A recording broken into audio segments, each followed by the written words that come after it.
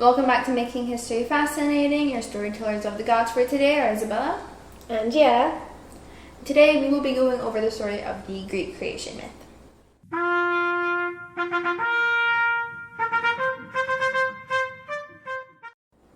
The Greeks had a polytheistic religion, which means that they believed in and worshipped multiple gods or deities.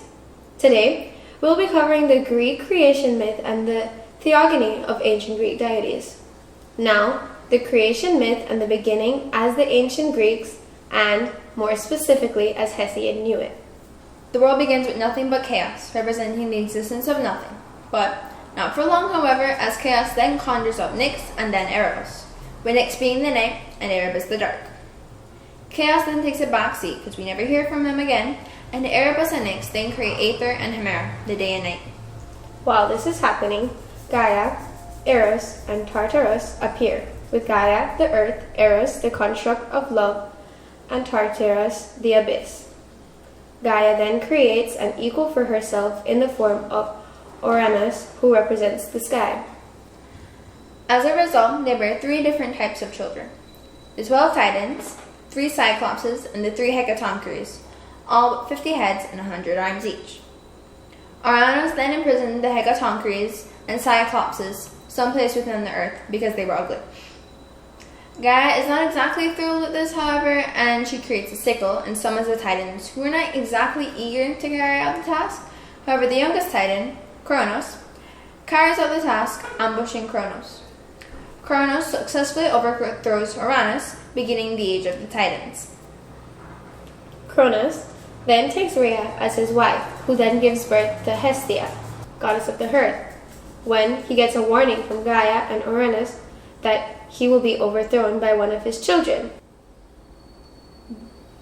The obvious thing to do in this situation is, of course, eat his kids as soon as they are born, which makes perfect sense. Delightful. He does this for Hestia, Demeter, and Hera, Hades, and Poseidon. Rhea then gets fed up with this and asks Gaia and Uranus to save baby Zeus, where Gaia, after he was born, hid baby Zeus in a cave. Rhea then gives Kronos a rock covered in blankets, which is supposed to be Zeus, which he eats. Yummy, right? Great food. That's my lunch today, you know. Yeah? I had kids. Yeah, nutritious, you know. Yeah.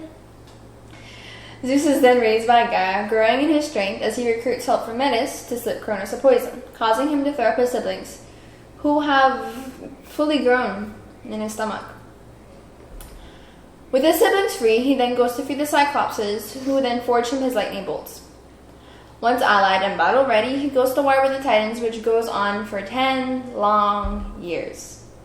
When finally, Gaia is like, maybe you should free the 50-headed, 100-handed giants. I'm sure they could help you in this war. Which turns out to work extremely well as it turns the tides of the war. And, yeah.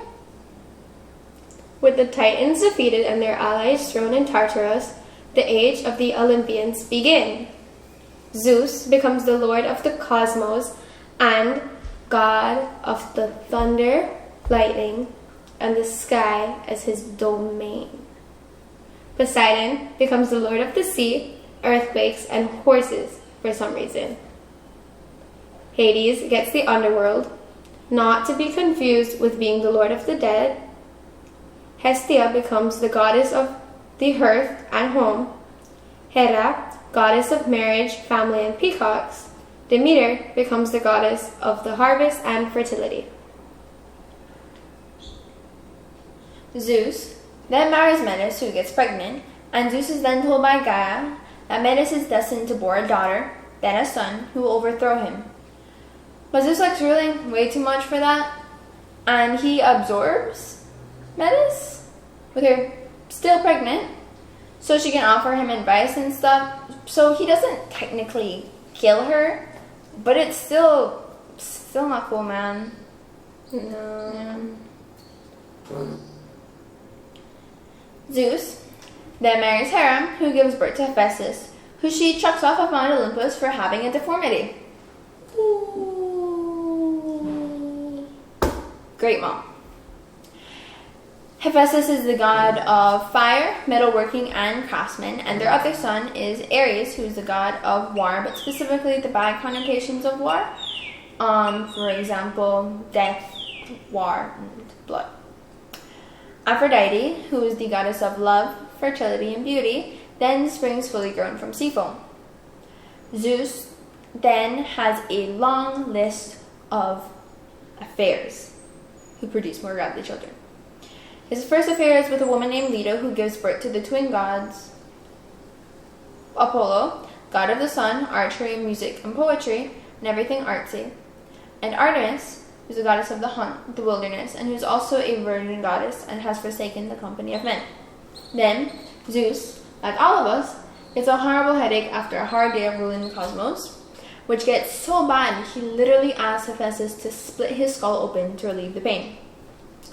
And surprise, Athena, who's his and Metis' kid, springs fully grown from his head, and with battle armor on, by the way. And she's the goddess of wisdom, war, and the crafts, and her symbol is also an owl. Zeus then has a fling with the Pleiad Maya, and Hermes, who is a literal jack of all trades, but mainly he's a god of merchants, thieves, and travelers, is born and becomes a messenger of the gods. Then, finally, Zeus has another fling with Semele, who produces, in a very complicated matter, Dionysus, who is the god of wine, theater, madness, and all things party. And that, my dear friends, is the Greek creation myth based off of Hesiod's book, the Theogony. Thank you so much for watching this episode of Making History Fascinating, and make sure to tune in for our next video where we talk about the land of the free by the Carib Sea. Bye!